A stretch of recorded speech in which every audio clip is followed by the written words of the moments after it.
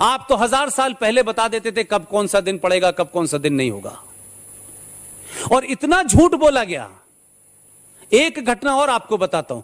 1957 में भारत की पार्लियामेंट में डिबेट हुई, और ये जो कैलेंडर है जिसको हम सब लोग लगाते हैं, मार्च अप्रैल 1 2 3 4 5 6, उस बहस को आप सुन लीजिए, और उस बहस के बाद जो फाइनल फैसला हुआ, उस फैसले को भी कितनी खामोशी से दबा दिया गया। अब ये पता नहीं मेरी किस्मती क्या है कि मुझे ऐसे ही सारे मुद्दे मिल रहे हैं।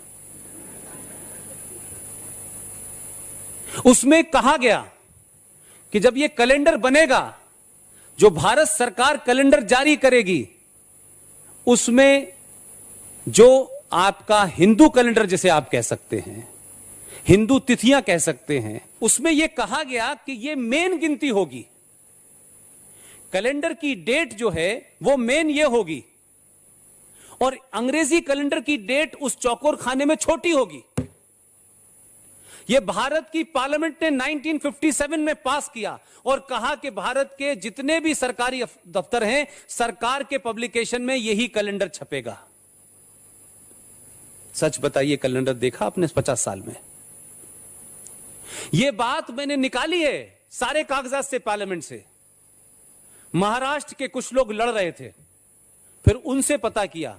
यह 57 में ऑर्डर हो गया था कि कैलेंडर ये इस तिथि से चलेगा, भारत की संस्कृति इसी से जानी जाती है, और इसी से दिन का, पंचांग का, इस देश का, उस त्योहार का सब पता होगा। लेकिन आपको अंग्रेजी कैलेंडर बताया जाता है, और जो आपका कैलेंडर है उसको छोटा छापा जाता है। इसके खिलाफ तो सुप्रीम कोर्ट को भी ऑर्डर लेना चाहिए, संज्ञान लेना चाहिए कि नहीं लेना चाहिए?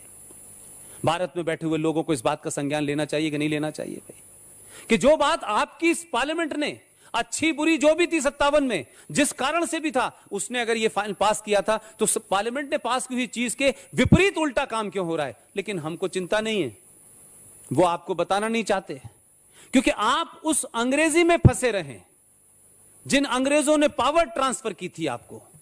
क्योंकि पावर ट्रांसफर करने से जो कलेक्टर थे वो चले गए, जो कंडक्टर थे उन्हें बिठा गए,